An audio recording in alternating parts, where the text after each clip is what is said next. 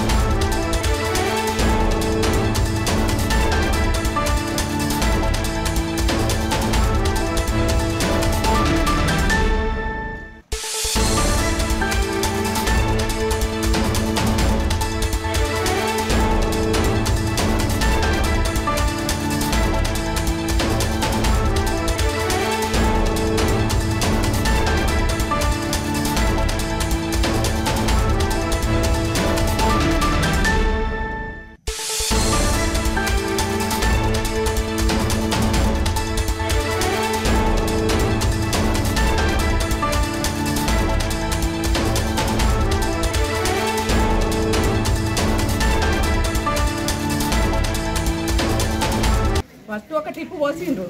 పోసిన తర్వాత ఆయన ఇటు ఉన్న ఆయన మళ్ళీ అటు వేయిండ్రు. అటు పోయేవరకల్లా బండి వచ్చేది ఆయన చూడలే, ఈయన చూడలే.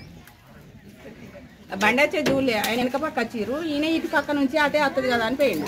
అది అటు పోయింది. ఇది ఇవ్వాలని ఇప్పుడే సురువు అయింది.